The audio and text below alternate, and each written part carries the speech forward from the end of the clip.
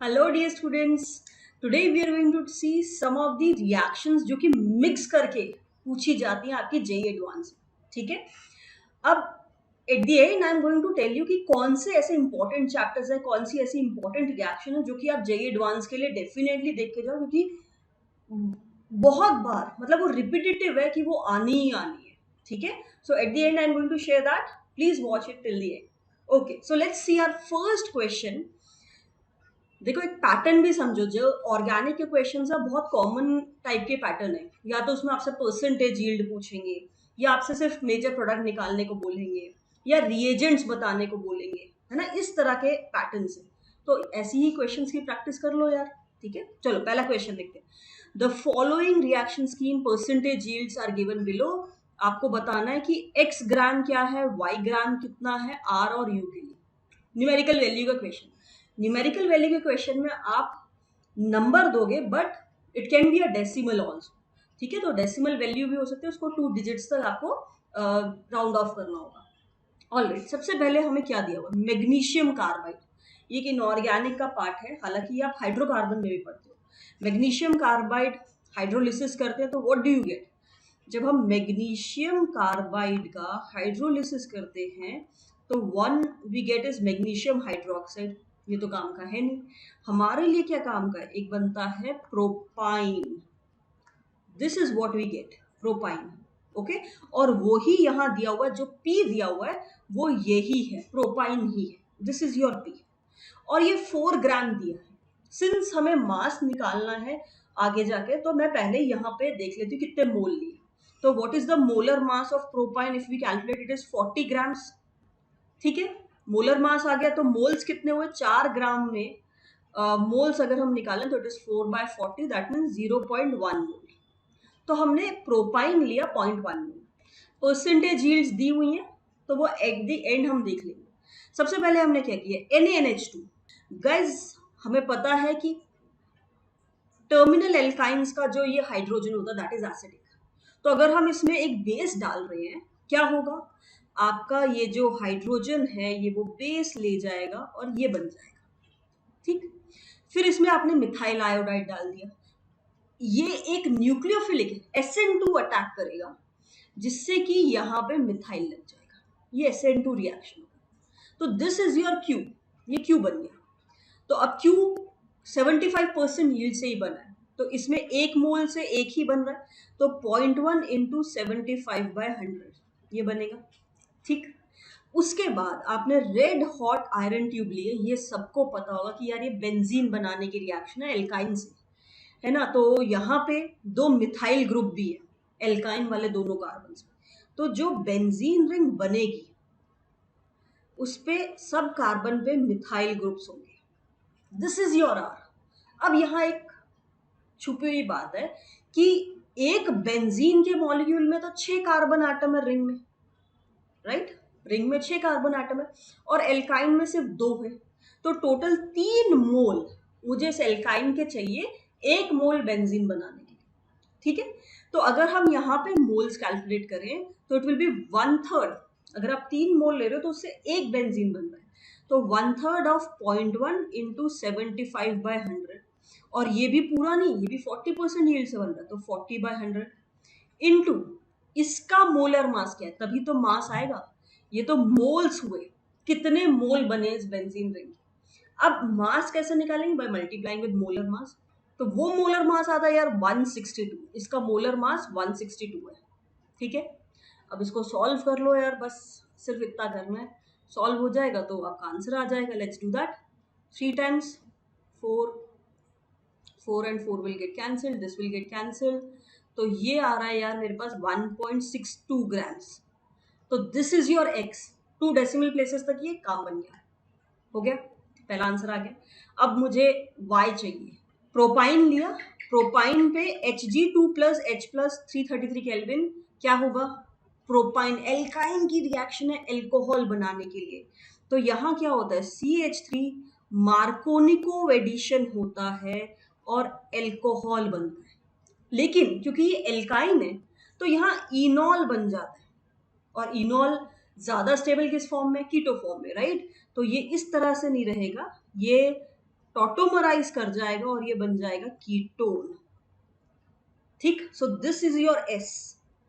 अब इस एस का हमने क्या किया, बेरियम हाइड्रोक्साइड हीट 80% यील्ड मिल रही है, यील्ड बाद में देखेंगे, बेस डाला है और हीट किया, तो बेसिकली हम एल्डोल रिएक्शन कर रहे हैं। एल्डोल के लिए मुझे 2 मोल चाहिए होंगे, तब जाके मुझे एक प्रोडक्ट मिलेगा, और हीट कर दिया तो एल्डोल कंडेंसेशन हो गया। तो the product that you will be getting, मैं डायरेक्टली गाइज यहाँ प्रोडक्ट बना ले रही हूँ, this is the product T that you will get. ठीक है, if you have any problem आप स्टेप बाय स्टेप कर लो, पहले इनोलेट आयन बनाओ और फिर उसका आप एडिशन करवाओ और फिर उसके बाद वाटर को रिमूव कर दो। ठीक है, then after that NaOCl, this is your chloroform reaction, जैसे आइडोफॉर्म होती है वैसी ये भी है। तो इसमें क्या है, कीटोन है और उसके बगल में CH3 है। इसको जब NaOCl ऐड करेंगे तो ये CH3 निकल जाएगा CHCl3 क्लोरोफॉर्म बनाने के लिए, और क्या बन जाएगा, ये कार्बोक्सिलेट आयन। तो what you are going to get, carboxylate, CH double bond CH3 this, और यहाँ Na plus ion, this is what you are going to get. ठीक है, ये 1 मोल से 1 मोल ही बनेगा। ओके, अब देखते हैं यील्ड मोल्स कितने होंगे। 0.1 मोल से ये 0.1 मोल ही बनेगा, 1 मोल से 1 मोल ही बन रहा है एंड 100% यील्ड है।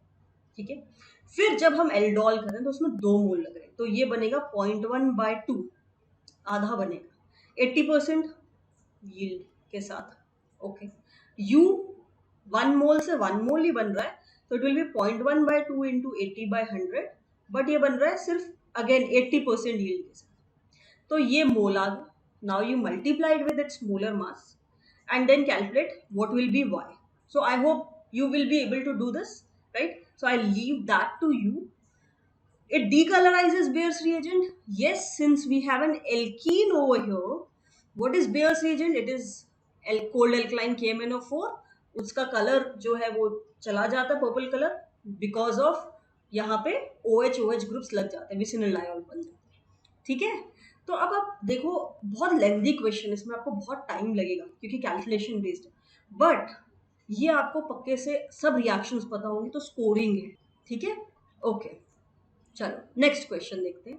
दिस इज 1 और मोर देन 1 करेक्ट क्वेश्चन। इसमें कैसा है देखो, आपको एक सीक्वेंस ऑफ रिएक्शन दिए लेकिन कुछ रिएजेंट्स मिस कर दिए, Q, V, W, कुछ प्रोडक्ट्स भी नहीं दिए, तो वो आपको आइडेंटिफाई करने और बताना इनमें से करेक्ट स्टेटमेंट कौन है।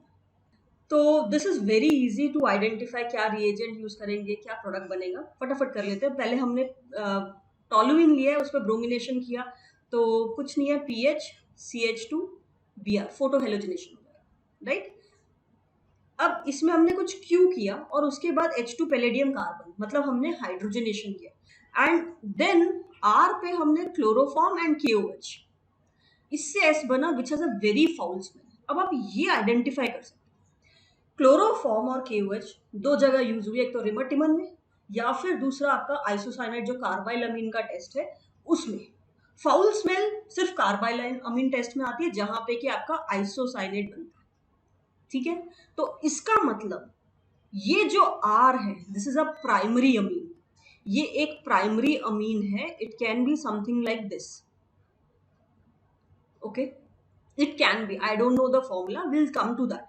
It can be something like this, primary amine जिसमें हमने क्लोरोफॉर्म और KOH डाला, इससे PH CH2 NC ये बन जाएगा, ऑलराइट, जिसकी फाउल स्मेल आती है। ठीक है, अब ये कैसे बनेगा, P से ये कैसे बनेगा, NH2 लग गया और उस पर फिर हमने हाइड्रोजनेशन किया, तो Br को हटके NH2 लगेगा। Now you can go for the answers की, देख लेते हैं एक बार आंसर क्या है, या V आप यहीं से आंसर कर सकते हो कि Br को हटा के NC लग जाए, तो यार ये AgCN, क्योंकि SN2 रिएक्शन में आपने पढ़ा है ये एक एम्बिडेंटेड लिगेंड है जिसमें कि अगर आप KCN डालते हो तो CN लगता है और अगर AgCN डालते हो तो NC लगता है, तो मुझे NC लगाना है। ठीक, तो V तो कंफर्म हो गया, तो ये डेफिनेटली आपका आंसर नहीं हो सकता क्योंकि यहाँ पे VKCN दिया हुआ है, दैट इज रॉन्ग। ये हो सकता है, ओके, इधर दिया Q जो है वो KNO2 है। लेट्स थिंक अबाउट इट, अगर Q मैंने KNO2 लिखा, KNO2, तो KNO2 से क्या लगेगा, ONO लगेगा, इस पे, और उसका हाइड्रोजनेशन अगर हम करेंगे तो वो आपको डेफिनेटली NH2 तो नहीं देगा, तो यार KNO2 नहीं डाल सकते, ठीक है। देन व्हाट, बी ऑप्शन नहीं है, ए ऑप्शन नहीं है, ये पता चल गया। सी देखिए, सी में क्यू को AgNO2 बोला है, लेट्स सी AgNO2।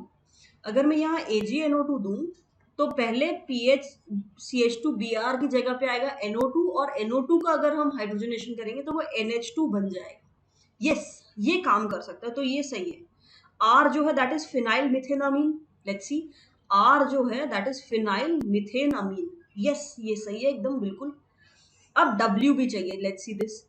पहले इसका हमने KMnO4 KOH हीट किया एंड देन हाइड्रोलिसिस। हमें सबको पता है कि अगर बेंजीन रिंग पे कोई भी कार्बन ग्रुप लगा होता है तो KMnO4 उसको ऑक्सीडाइज करके कार्बोक्सिलिक एसिड बना देता है। तो एक कंडीशन है कि उसके पास अल्फा हाइड्रोजन होना चाहिए। फिर अमोनिया हीट, ये मेथड है टू फॉर्म अमाइड, ओके बन गया। देन W कुछ ऐड किया हमने रिएजेंट जिससे कि CONH2 बन जाए, मतलब इसका रिडक्शन हो जाए। क्या है, एक ही रिएजेंट है यार, लिथियम एल्यूमिनियम हाइड्राइड, जो कि इसको रिड्यूस कर सकता है, क्योंकि सोडियम बोरोहाइड्राइड काम नहीं करेगा इस पे, डाइबल काम नहीं करेगा, तो ये एकदम सही है। सी और डी इसका मतलब इसके लिए राइट आंसर। ऑलराइट, तो स्टेप बाय स्टेप इसमें पेशेंस के साथ आप याद करो कि कौन सी रिएक्शंस है, ओके। एक और केस मैं आपको दिखाना चाहती हूँ। कई बार ऑर्गेनिक रिएक्शंस में दे गिव यू स्टीरियोकेमिस्ट्री घुसा देंगे, रेसिमिक कौन सा है या ऑप्टिकली एक्टिव है ये जो कंपाउंड मिल रहा है। तो इस तरह के क्वेश्चंस को भी आपको बहुत केयरफुली हैंडल करना पड़ता है, and you have to see all the possibilities, है ना। तो जैसे ये एक बहुत अच्छा क्वेश्चन है, आई वांट कि इसको आप सॉल्व करो, दिस इज वन और मोर देन वन करेक्ट। तो इसमें मल्टीपल ऑप्शन सही है, you tell me in the comment section कि इसमें क्या आंसर होना चाहिए। Be careful with what compounds you're getting, whether they're optically active or not.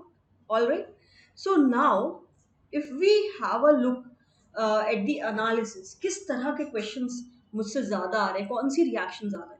सबसे पहले इंपॉर्टेंट जो है वो है आपके लिए हाइड्रोकार्बन। हाइड्रोकार्बन की सब reactions, addition, Markovnikov, anti Markovnikov, oxidation reactions, ozonolysis, everything is important, ठीक है। उसके बाद आपका SN1 SN2 E1 E2 that is important, all right। Third, aldehyde ketones की reactions, Grignard, nucleophilic addition reactions जिसमें आपका जैसे साइनोहाइड्रिन बन गया या whatever, aldol reactions, Cannizzaro reactions, very important. Fourth, यहाँ पे कार्बोक्सिलिक एसिड और उसके डेरिवेटिव्स को कैसे बनाया जाता है वो भी बहुत इंपॉर्टेंट है, बहुत क्वेश्चंस उस पर आते हैं, okay. Last, nitrogen containing compound, tests for nitrogen, ये मैंने ऑलरेडी शेयर किया हुआ है, please go through those videos, आपको जल्दी से आपका टेस्ट कवर हो जाएंगे सारे, ठीक है। And in case you need any help let me know, I will give you a video on that as soon as possible, alright. तो ये कुछ इंपॉर्टेंट चैप्टर्स हैं जो आप डेफिनेटली करके जाओ, क्योंकि ऑर्गेनिक बहुत स्कोरिंग होती है JEE एडवांस में, okay. So I wish you good luck, all the best, खूब मेहनत।